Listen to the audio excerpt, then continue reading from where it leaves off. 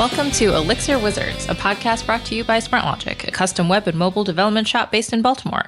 My name is Sandy Miet, and I'll be your host. I'm joined by my co-host, Owen Bickford. Hey, Owen.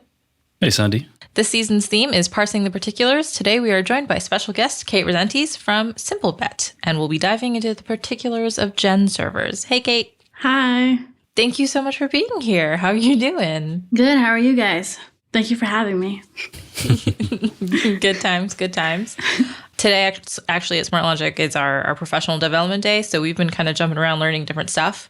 We made sure to brush up on GenServers this morning. Do you guys do anything like that at Simplebet? Any kind of learning days? Every day is a learning day. All right. I don't recall any professional development days. I'm always learning new things. Yeah, that's super fair. I think we talk about this all the time, that the best way to actually learn a new thing is to actually do it, which is a lot of the impetus for this season. Because sometimes when you're just like, oh, I need to generically learn a thing, and you pull up a project, it's like, not super helpful. Yeah. Before we dive into the particulars of GenServers, so we met back at ElixirConf Austin. Was that your first developer conference? No, actually, I've been going to programming conferences with my mother, Michelle Rezentes, or Mickey Rezentes, since I was 15. So a lot of it was RubyConf, and then Ruby on Rails, and then We Rise, and then ElixirConf in Austin, and then ElixirConf in Colorado. Okay, so in the past year, how many have you hit up?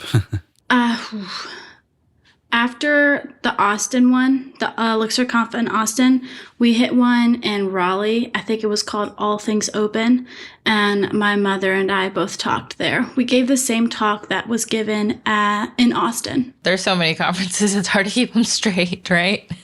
Yeah, well, I have to say that ElixirConf has by far been my favorite.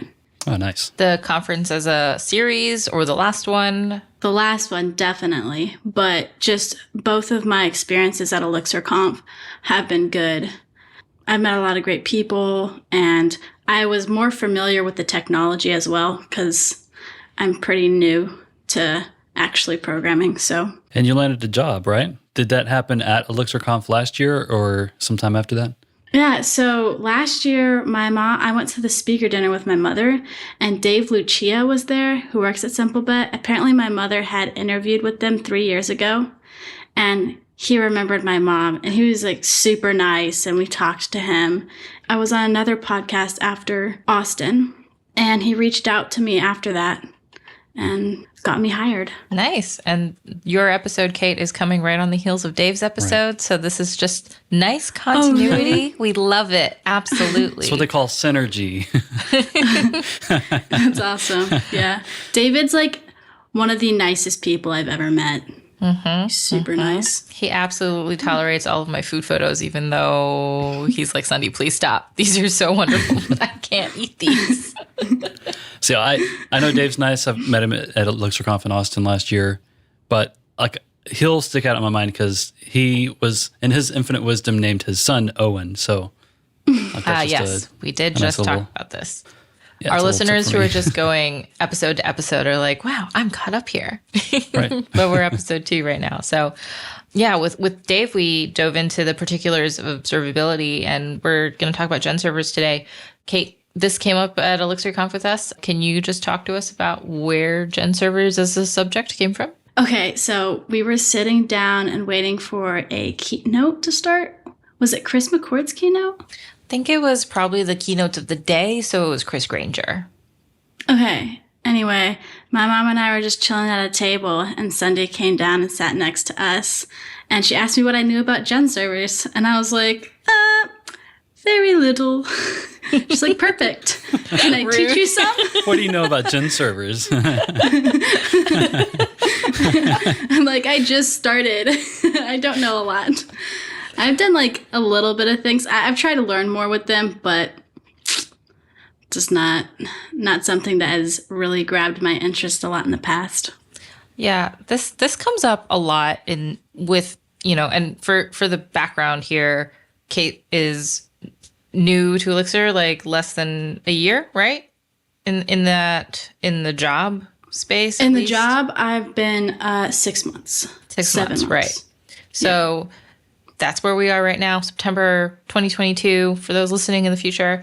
And there's a certain number of things you hear as a newbie to Elixir, and it can be very frustrating when you're getting started to start Elixir and people are just throwing out OTP, ETS, this GenServer thing, and then observability and telemetry, and then just like these words that people just throw out like as if you're just supposed to know them when you're just picking up a language, which is, just generally frustrating.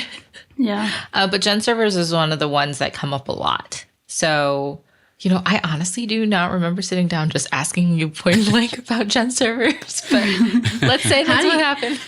How did you recall it? I think I asked you what you learned recently at work. Yes. Yep. That's accurate. I was summarizing the conversation. That's fair. No. That would be funnier. But I would have felt like I was assaulting you with knowledge. Okay, so I think my humor, I like the really abrupt things in life. So I tell stories abruptly, and it might not sound accurate to some people. But they're funny. Unfortunately. Oh, thank you. Yes, they're funny. Like when we were going to take a picture with Todd. Todd Rezentes was taking photos at ElixirConf, and I was like, "Oh, Kate, we should get a picture." And then Kate goes, "Todd, photo." And he was like 20 feet away too. I was like, "Oh my God, that was so aggressive," but I love it. Well, we know Todd. Todd's great. Yes. And it was a great photo. And he didn't have to guess what you were asking. He's like, all right, I guess they want a photo. Yeah, sometimes with developers, you got to be straightforward. So we've kind of talked about a little bit about your background and your pathway, but just to round it out in a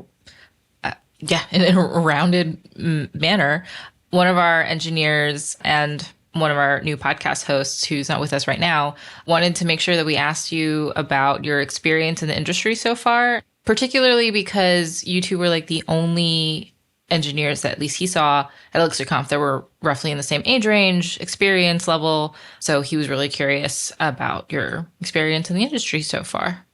Yeah. Honestly, when I was coming in, I had heard so many horror stories about like bad communication at work and I don't know, all these tire fires. But I've had a wonderful time at Simplebet so far. I've learned so much, and the environment that I'm in is very positive. So, as far as like my reflection on my experience so far, I've really enjoyed it. Was that the specific question? Like, was that the answer to the question? Or did I go off on a rabbit trail? Yeah, that was the answer, just to find out what your experience has been like, particularly as a junior engineer. And when it comes to learning, I think is maybe the more specific way to ask that. Yeah.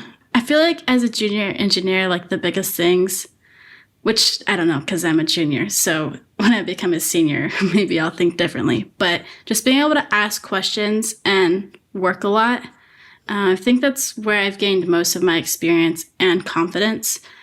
The biggest thing I've learned in the past month, I talk to my team lead about this all the time, is I post like all of my questions in a public channel instead of DMing people.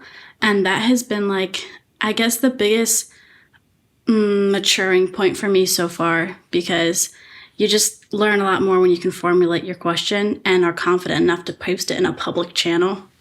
And I feel safe doing that. Yeah, more people answer. Like people you wouldn't expect. And like, oh, I didn't know you had like months of experience in that area of the code base. This is amazing. Mm-hmm. Yeah, 100%. Typically, if I'm asking a question, I'll post it in a public channel as well. That's kind of my default because I'll get a better collection of responses, but also like if it's work related, there'll be a little bit more visibility that I'm working on a problem and other people on the team can kind of see what's going on. But yeah, so I'm kind of curious if we go back a little bit to this conversation at ElixirConf and you bring up GenServers as maybe something you're kind of either interested in or kind of coming across for the first time. What's the context? Like as much as you can share. Like how did GenServers come up in the work that you're doing at Simplebet? I did some work on this epic where we were working with state. We were trying to manage state, and that's where we were using like GenServers and OTP and property tests. And oh my word, that was a lot. I tried to read a book on it, and that was, okay, honestly, that was terrible. I did not like that book. It was boring. What was the book? I couldn't You follow can throw it out there. Well, it's, okay, I don't think it's that the book is terrible itself. It's just like my ability to comprehend it. I don't want to be dissing other books. It was property testing and Elixir, I think. I have it on my desk. Right. Out here. I've got that one. Property-based testing with Proper and Erlang or something like that? Yes. Yeah, and it's got like the pink bar across it. Pragmatic programming is most of the textbooks that my library and my mother's library consist of. We're kind of like a joint library. So I'll just grab books out of there. And then That's I so tried convenient. to. Yeah, it is very convenient. And then when the books are out of date, she chucks them. So I'm not reading like bad stuff. Oh my God. I'm picturing Nikki throwing the book. She's on roller skates. Her hair is flying behind her. There's a whole thing happening in my head right now. I've never thought about throwing away the books when they get old, quote unquote, but that makes sense.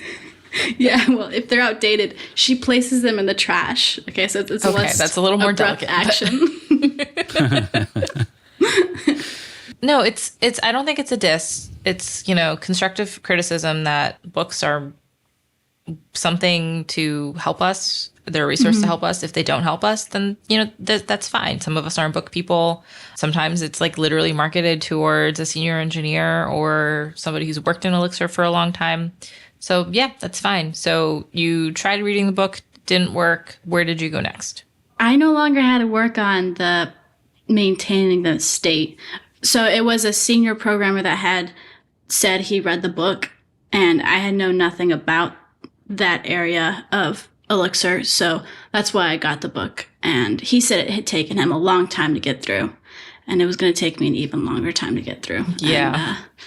And, I just didn't. Those books, sometimes you got to get it at the right time. Like Yeah. that book, I think I've taken a couple of attempts to get started with it and like kind of put it aside, and then, worked a little bit more with Elixir, got more experience, and like got more of the kind of the fundamental pieces of Elixir, and then came back to that. And a lot of things started making sense, after the second or third attempt. So that's completely normal, What I'm curious, Owen, since you, I think, have worked with GenServers maybe the most amongst the three of us here, is the most often use case that you see for somebody having to write their GenServer, because it doesn't come up very often in an application, is it to manage state? To manage something within the state of the application? Is that why we normally reach for a GenServer? I think there's a few use cases for GenServers. There's managing state. You can manage state with an agent. So these are all just, I think, at a high level, these are all just different types of processes within an Elixir application on the Beam VM. So you can use an agent if you're just managing state. A GenServer also kind of helps you kind of constrain if you want a bottleneck. Sometimes you want a bottleneck, like to serialize messages, make sure they're coming in a specific order. So a GenServer can help with that. It can also hurt you if you don't want that bottleneck. So that's kind of like an edge, not an edge case, but like a kind of a thing to know about GenServers is if you're trying to flow a lot of data through a GenServer concurrently, that can like kind of slow down your application. But yeah, I think owning like an ETS table is how I've used it primarily. So I will start using the Elixir in action example actually. So I wanted to create an ETS table for like in-memory data storage. And the way that I kind of managed that ETS table was with a GenServer. So it would, whenever the application would start up, it would start up the GenServer, and the GenServer would start the ETS table. And that way they're kind of linked processes. And if something goes wrong, the GenServer goes down and it can be restarted by the supervisor.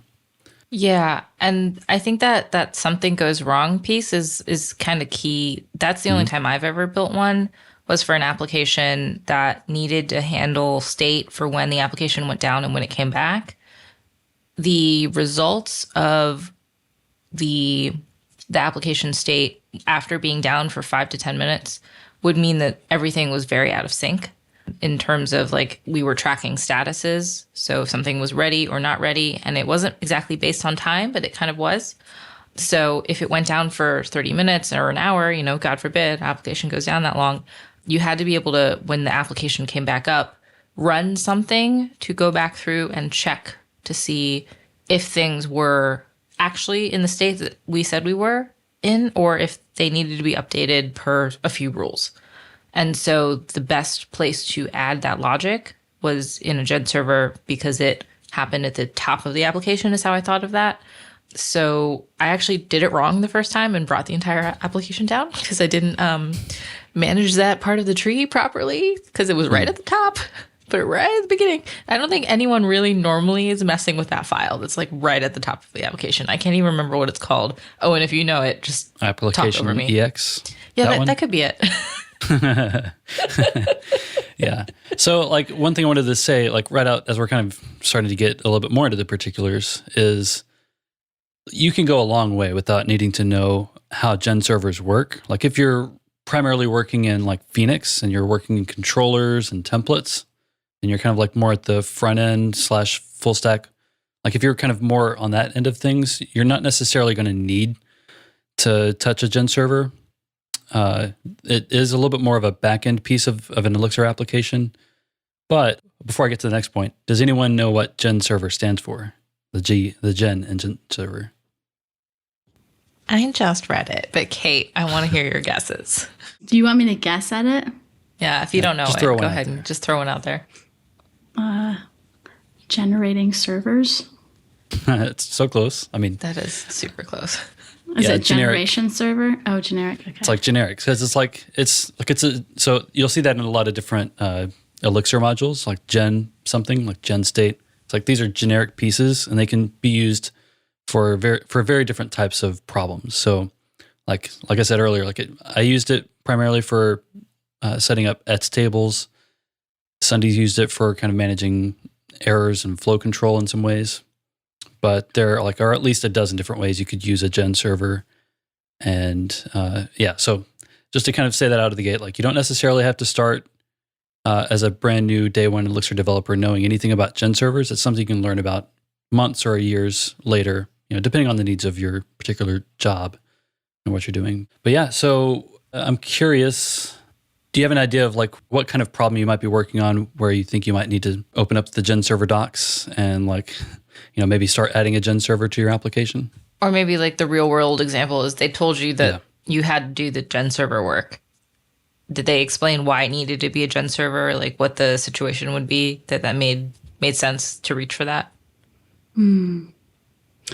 Without divulging proprietary. Yeah, no, I'm not going to don't worry about that. I don't know how to apply it to our system, to be honest. No, I don't. That's totally fine. I can think of like a school project that I did that I might reach for a GenServer, but not like a real life work example. How? That's even more interesting. What? A school project? Seriously? Yeah.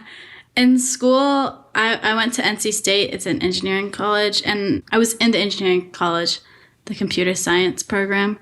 And it was, we were working with finite state machines, and I was supposed to create a ticketing system to someone submits like a work order and you track the ticket as it goes through. I would guess that I would need a GenServer for that, or I could use one, but I could be wrong too. So I don't know. I'd open up the docs and see if I was right. Yeah. So you could absolutely use a GenServer to kind of take in, let's say these are like events that are coming through your system of like someone's created a ticket or they've updated a ticket, and the GenServer could like receive those events and then either in its internal state, like this is like process memory, they could keep all of that data there, or they could, like if you start to need like more concurrent applications, if you got like thousands of users hitting the thing at the same time, then maybe you would move that data into like ETS or something a little bit more concurrent so that like the calls come through GenServer, but then they're actually kind of being handed off to ETS, that kind of thing. Would it create a different process for each user?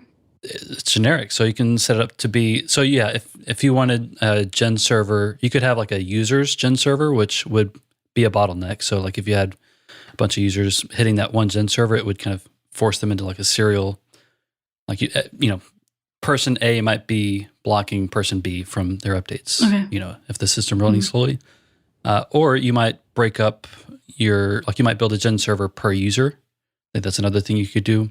So that actually kind of raises, I think, a point I was struggling to remember what I was going to make. So have you done any work with LiveView? Oh, yes. Okay. So you've built, I'm sure, a LiveView or like done some edits on a LiveView at some point? Yeah. Earlier when Sunday was talking about how the gen server automatically like reconnects or whatever, I was like, socket. That's what I was thinking. Right. I didn't know if that's where you were going.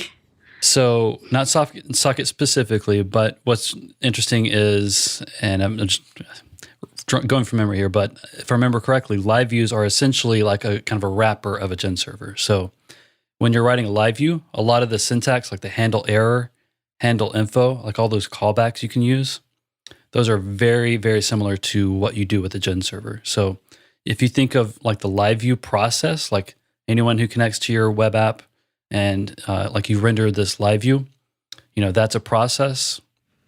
Those are gen server functions. Right. Handle info and handle call. Handle call. Well, handle cast, handle call. Those are some gen server callbacks. I believe handle info, handle event may be live view specific. I definitely don't have a book in front of me. You see nothing. There's nothing here. Right.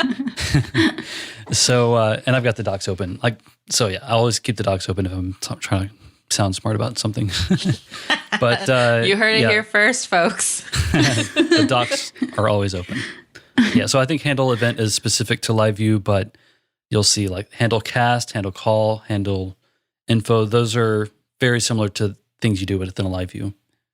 So that to me, like once I had worked with live view and then I was trying to understand gen servers, everything made a lot more sense because writing live view code is a lot like writing gen server code in some ways. Okay, but where's the callback coming from? Like when you're on live view, you're using handle info or handle event. Handle event is like I use that with PubSub or handle info. Something is coming from the web.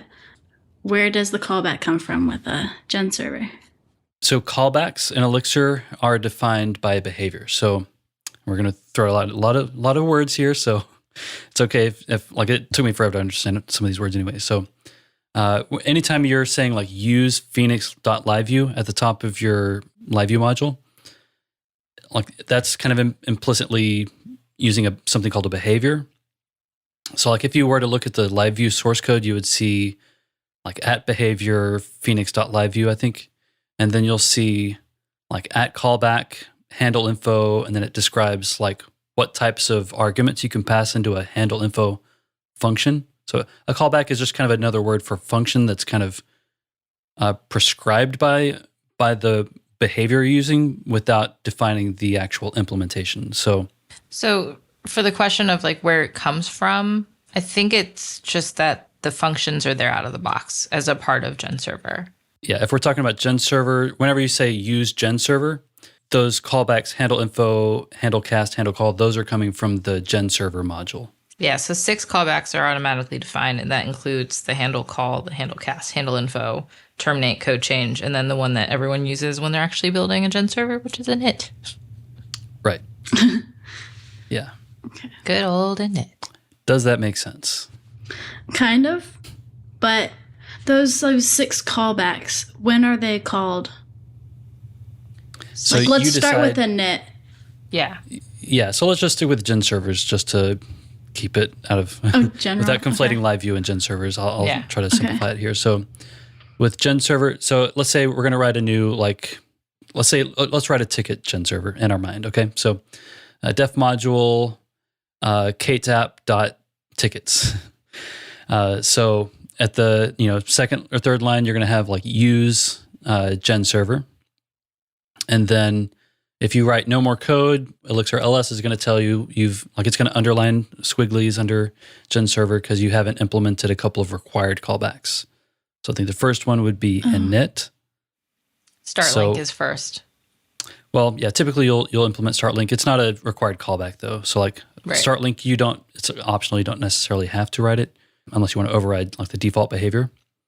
But init would be, I believe it's required, and So I think it's just a init. Yeah, and it takes one argument, and you can use that argument. So it could be a keyword list, it could be a struct, it could be a map, like whatever, like however you want to send data into that tickets GenServer that's the type of data that init would receive whenever it's starting up, or initializing is what that stands for. So then, if you look at the docs for GenServer.init, it shows you that it can accept whatever kind of term as its argument, and then it can return either like OK tuples with like OK and like the state of the GenServer. I can return like a timeout. It can return stop or ignore. There's a couple of different ways it can respond whenever it starts up. That's the very first step of like starting a GenServer, is just writing that init command, figuring out like if you want it to receive data as it's starting up. So you would use that maybe to like populate like some example ticket data, or like to decide, the structure of the, like, do you want to use a list for all of your records? Do you want to put things in a map? That kind of thing. So that's like your first maybe 5 minutes of a GenServer, is just writing init, figuring out how you want it to start and what type of data it should receive. Okay. Does it also store that data? Yeah, so it could. You could either kind of ignore the data, like just underscore that argument inside of init, or let's say if it's important data that you want to actually use in the GenServer. So like when your application is starting, you would say like, inside of your children, you would say like Kate's app.tickets, comma. And this is where usually you'll see like empty list of like nothing's being passed in there. So it's giving it like its default init argument. But then whenever, like, so if you wanted to pass in like some other options, from the application module, that's where you do it. You would just say Kate's app.tickets, and then inside of that list, you might put like Kate is cool, true, or whatever, whatever makes sense there. And I'm saying then, this because Kate's wearing a hoodie. right. Simplebet colors. Thank you. Thank you for recognizing that. So yeah, so I don't want to get bogged down in init, but like that's where like whatever type of data you want that GenServer to like require on startup, that's where you would pass it in. So you might tell it like which type of struct it needs, or like options to configure the thing so it runs in a specific way. And then from that point, like once your GenServer starts with your application, or even if you start it later on, then like it can receive messages. So like from any other process, like you could have a pub sub that subscribes to GenServer or sends messages to a GenServer. But like anytime you want to send messages to your GenServer, you're basically saying either process.send, or there's a bunch of different ways to do it, but you would do like GenServer.call or GenServer.cast, and then you would send messages over to the GenServer. And then, so call, the difference between call and cast is call will, like if you have a function that says GenServer.call, it's going to wait for that response from the GenServer, which sometimes you want to wait for that response, like because you need the result so you can like do something with it. Other times, if you're just like, say, incrementing a counter and you don't necessarily need to know the new value, then you can do cast, and then your application, like your controller or whatever, can keep on moving, doing whatever else it needs to do without waiting for that GenServer to do its math. So many parts of our code base are starting to make sense to me right now. That's awesome. Yay! That was the goal. So since it's starting to click now, I'm curious if you kind of made some of these connections, because we were talking about how that works with LiveView. And I'm curious if you are using LiveView personally or at work in any projects, just to give us some context. I used a lot of LiveView when I was doing my little boot camp in my mom's basement. That was like 3 months of going through Sophie Dependito's book, Programming Phoenix LiveView. And I've done multiple tickets where I'm working with the LiveView at Simplebet. Yeah, I highly, highly, highly recommend her talk and her Elixir School article on PubSub and presence. Like I watched that a few times because I was struggling to understand those things, even before I was tackling GenServer stuff. And just watching those a couple times, hearing her like very clear explanations of like, and like clear examples also of like, here's an example of a user PubSub and presence, and like sending events over PubSub and that kind of thing.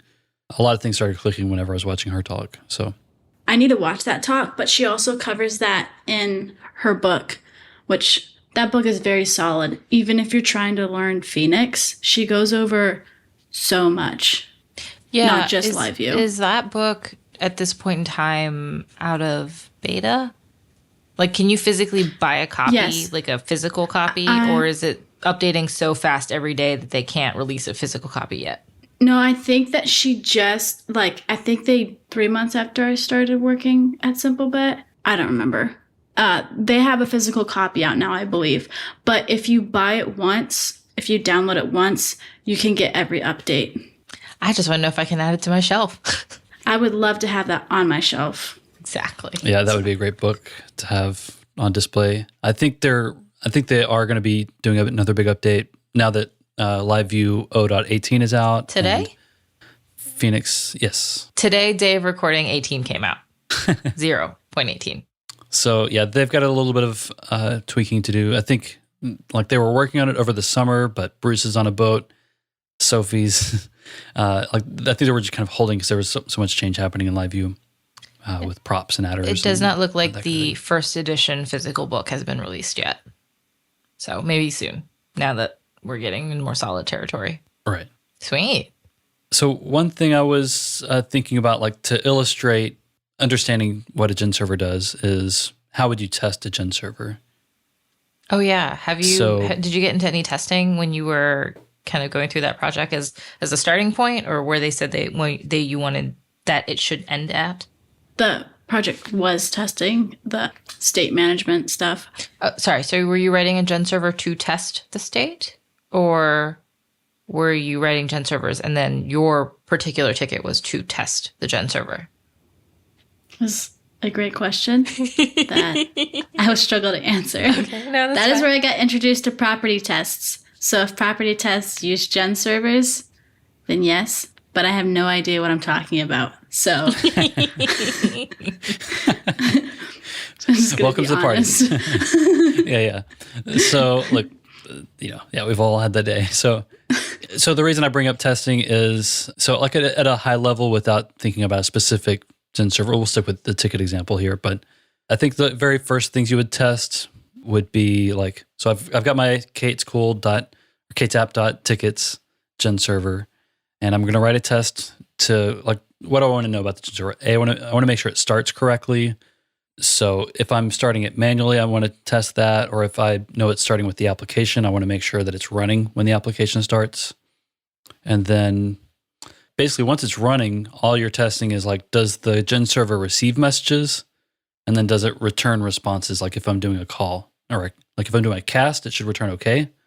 If I'm sending a call into GenServer, it should return a response. And then, so inside of your X unit test, this will be a unit test. So you would have a test that tickets dot new ticket returns a response.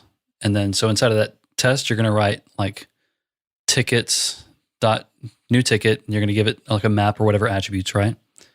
And then on another line, you're going to write assert receive. And that's a process assertion. It's going to wait for, so the test is going to wait for this GenServer to send a response. And you're going to say, I want the response to look like this. It's probably going to be a tuple that says no reply with the new ticket, or maybe a list of tickets or whatever. And then you can either allow it to wait up to 100 milliseconds, which is the default, or you can allow it to wait a little bit longer, which might slow your test down, but it might fix a broken test there. So that's kind of what I had in mind of that's kind of how you would see, is your GenServer doing what it's supposed to do? Is it starting correctly? Is it sending the correct responses back? And you do that with assert receive. Or you could do what I did, which is just put it where it doesn't, the GenServer you write doesn't work. Put it in your supervision tree and just watch it all implode. Yay! Right. Implosion-driven development. Oh my God. Coined here first. So one thing that Sundie said in the beginning that was great about GenServers is that if they die on accident, they reboot back up. Excuse my terminology. I know my jargon isn't correct. But could you test that? Can you test that? That's a fair question. In a magical world you could, but I don't know if this is that world. Yeah, so let's start with the example where like let's say your tickets GenServer needs to start with your application. So in that case, inside of your application EX file, like you're going to have a list of children that's, it's always there by default. So then you would add a new row that says like it's a tuple that says like Kate's app.tickets with that like empty list or like whatever data you want to send it for initialization. So whenever the application starts, your tickets GenServer should come up.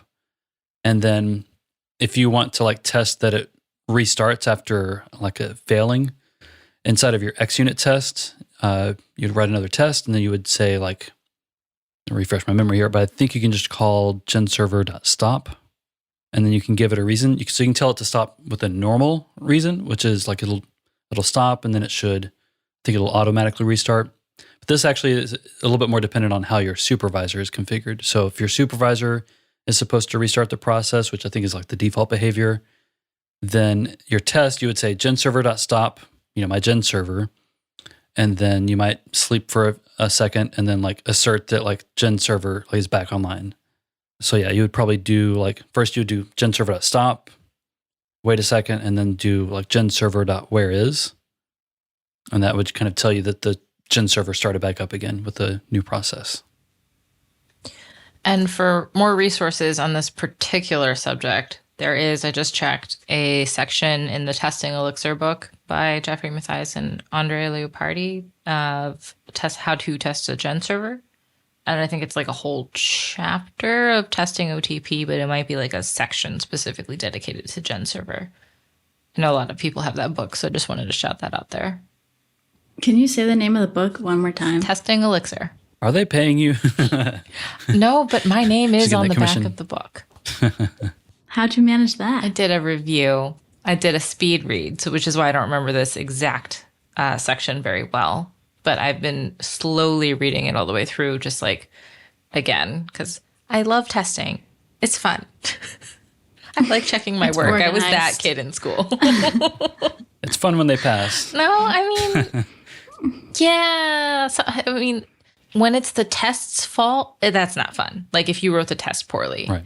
When it's your code not working, like I love that. I want to see why that's not happening the way I think it is. So really into testing. Jeffrey asked me to review the book when he found out I was really into testing. I'm with you, Sunday. I found some test files that were messy and I'm like, I just want to organize these. Mm-hmm. And so I've been organizing test files and I enjoy it. Yeah. I love order. I love order. Oh my gosh. It makes me want to throw chaos at you somehow, but I don't know how to do that. Okay, well, like I'm in my room and this is the only clean spot in my room. So there's some things that I'm okay with not order. But when it comes to my test files, I like order. All right. Well, we'll have to let Jeffrey know you said that. Just generally speaking, I just wanted to get a feel for, we've done a little bit of a deep dive into GenServers today. Do you see yourself using them more in the future? Are there aspects of our conversation today that you can maybe apply to other pieces of the Elixir application process for the way you code? I'm just thinking of how we can make that broader as a skill set.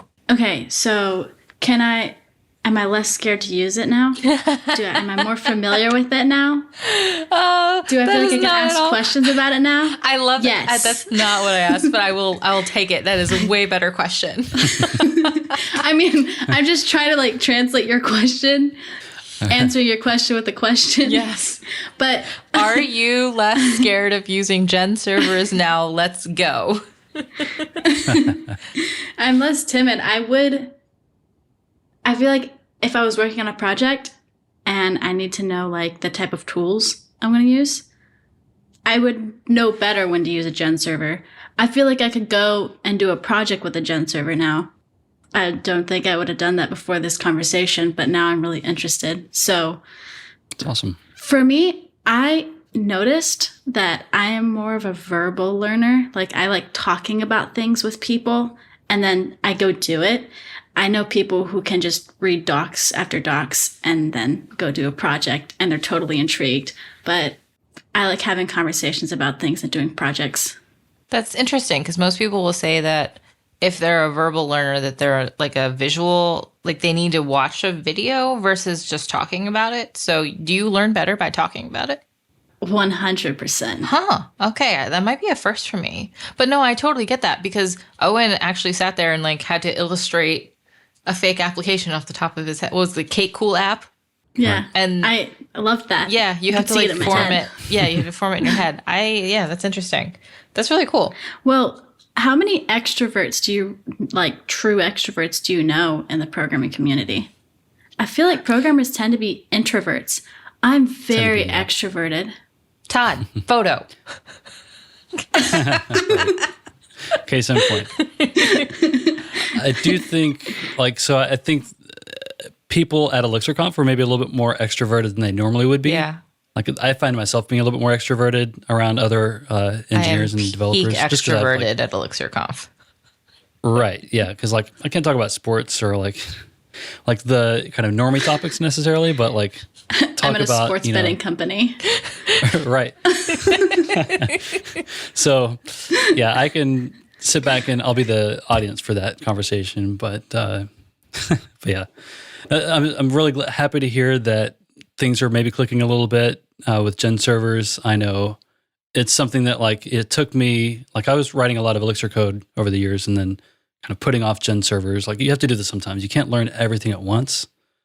So kind of like being selective about what you learn and like when you learn it, it totally makes sense.